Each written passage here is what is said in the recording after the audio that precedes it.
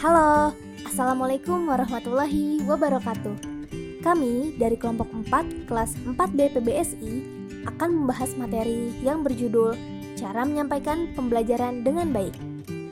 Video ini kami buat untuk memenuhi tugas kelompok mata kuliah Strategi Pembelajaran Bahasa Indonesia. Belajar merupakan aktivitas baik fisik maupun psikis yang menghasilkan perubahan tingkah laku baru pada diri individu dalam bentuk kemampuan yang relatif konstan dan bukan disebabkan oleh kematangan atau sesuatu yang bersifat sementara. Sedangkan pembelajaran menurut Undang-Undang Republik Indonesia Nomor 20 Tahun 2003 tentang Sistem Pendidikan Nasional bahwa pembelajaran adalah proses interaksi peserta didik dengan pendidik dan sumber belajar yang berlangsung dalam suatu lingkungan belajar. Slameto berpendapat bahwa belajar merupakan suatu proses yang dilakukan seseorang untuk memperoleh suatu perubahan tingkah laku yang baru secara keseluruhan sebagai hasil dari pengalamannya sendiri dalam berinteraksi dengan lingkungannya. Selanjutnya, Jean Piaget berpendapat bahwa belajar merupakan suatu proses asimilasi dan akomodasi dari hasil asosiasi dengan lingkungan dan pengamatan yang tidak sesuai antara informasi baru yang diperoleh dengan informasi yang telah diketahui sebelumnya.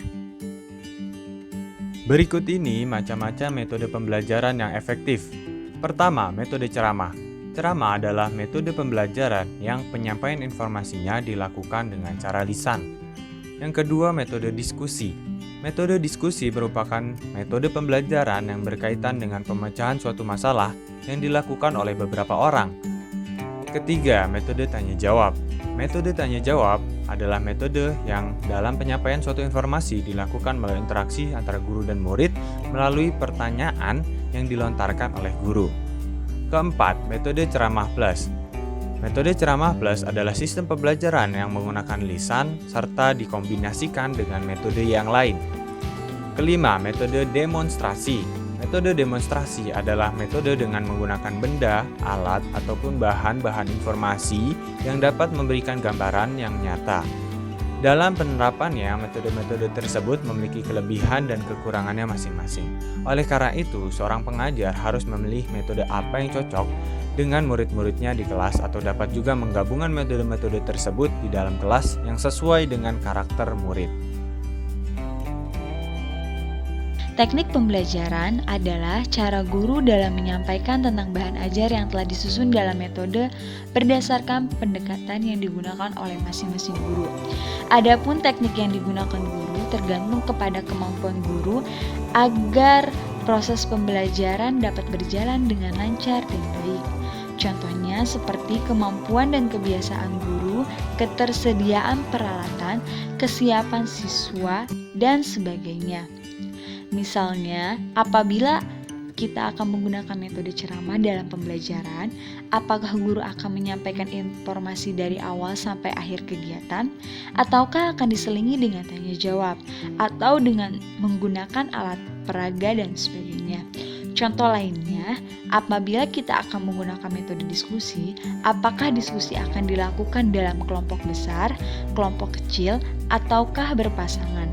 Apakah informasi atau tugas yang harus didiskusikan disajikan melalui penjelasan guru atau diberikan dalam bentuk lembaran kerja? Teknik pembelajaran merupakan wujud konkret dari penggunaan metode, strategi, dan pendekatan pembelajaran.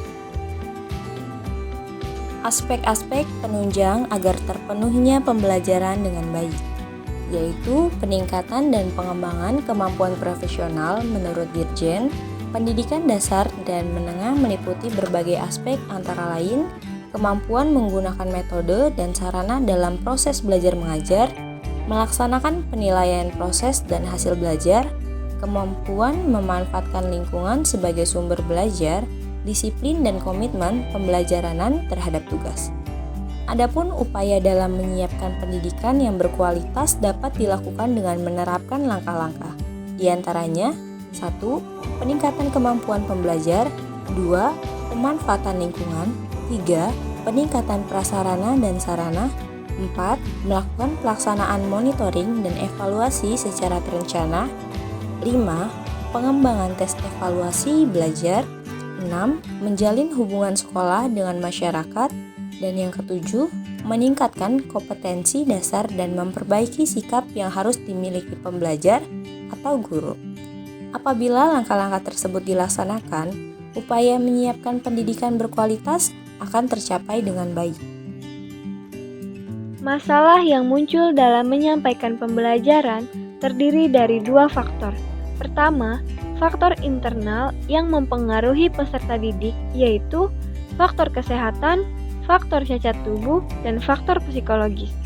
Kedua, faktor eksternal yang mempengaruhi peserta didik, yaitu faktor yang berasal dari orang tua, faktor yang berasal dari sekolah, dan faktor yang berasal dari masyarakat.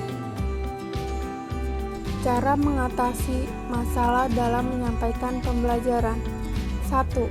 Meningkatkan keterampilan dalam menyampaikan pembelajaran dalam mengajar, terutama variasi penggunaan media, variasi pandangan dan perhatian, serta variasi penggunaan metode mengajar. 2.